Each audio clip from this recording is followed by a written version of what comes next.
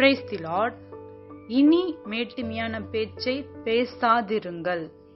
ஹல்லேலூயா. மேட்டிமையான பேச்சு.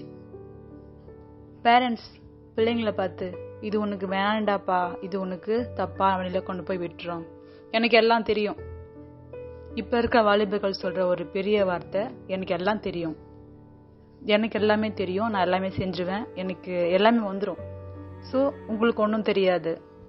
ஸோ அப்படி மட்டந்தன்ற உலகத்துக்குள் நம்ம இருக்கிறோம்.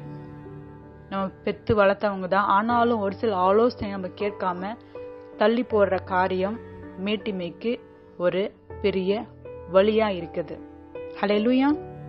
உங்க வாழ்க்கையில் நீங்க அப்படி இருக்கிறீங்களா? வேதத்துல உசியான்னு ஒரு ராஜாவை பத்தி குறிப்பிடப்பட்டிருக்கு. அவர் ஆண்டவருக்கு ரொம்ப பிரியமான காரியங்களை செய்தவர்னு சொல்லி வேதத்துல எழுதப்பட்டிருக்கு. ஆண்டவருக்கு பிரியமான காரியங்களை செய்தார், விக்கிரகத்துல புறக்கணித்தார். ஸோ அந்த அளவுக்கு ஆண்டவருக்கான பிரியமான வாழ்க்கை வாழ்ந்த ஒரு ராஜா. அவர் பலப்பட்டு அவருடைய இருதயத்துல மேட்டிமை வந்துச்சான். அந்த வார்த்தையை நல்லா கவனிங்க. 2 நாளாகமம் 26:16.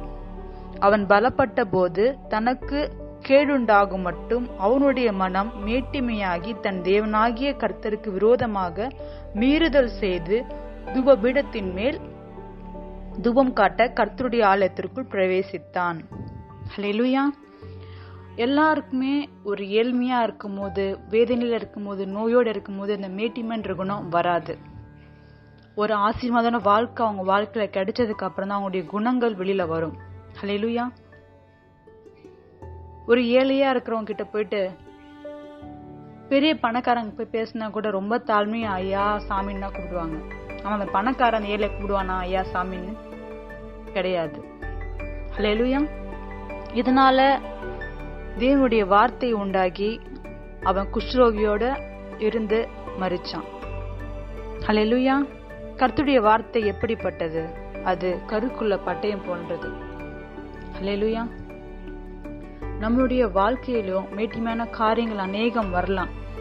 நீங்க கேட்கலாம், ஏங்க இந்த மாதிரி கர்த்தருக்கு தூபபீடம் காட்டுறது ஒன்றும் தவறு இல்லையே அப்படின்னு சொல்லி கேட்கலாம். ஆனா கர்த்தருடைய வார்த்தை என்னன்னா, அதுக்குன்னு தனியா ஆசாரியர்கள்னு சொல்லி அப்பெல்லாம் ஆசிரியர்களுக்கு மட்டும்தான் கர்த்தருடைய ஆலயத்துக்குள்ள பிரவேசிக்கணும். ஸோ அவங்களுக்குன்னு தனியான காரியங்கள் ஒதுக்கப்பட்டிருந்தது.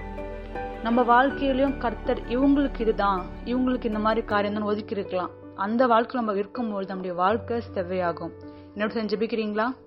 அன்பின் தேவனாகிய கர்த்தாவே, இந்த நாளின் தகப்பனே, மேட்டிமையான பேச்சு எங்களுக்கு வேண்டாம் சுவாமி, அகந்தியான குணங்கள் எங்களுக்கு வேண்டாம், இருமாப்பான காரியங்களுக்கு வேண்டாம்னு சொல்லி ஜெபிக்கிற ஒவ்வொரு ஆத்துமாக்களும் தேவனுடைய கரம் தொட்டு சுகப்படுத்துவதாக. தகப்பனே ஏசப்பா, பரலோகத்துல தகப்பனே சகல ஆசீர்வாதமும் இருந்து பூலோகத்துல எங்களுக்காக தேடி வந்து தகப்பனே ஏசப்பா ஏழையின் ரூபம் எடுத்து ரத்தத்தை எல்லாம் சிந்தி கொடுத்தீர் ராஜா.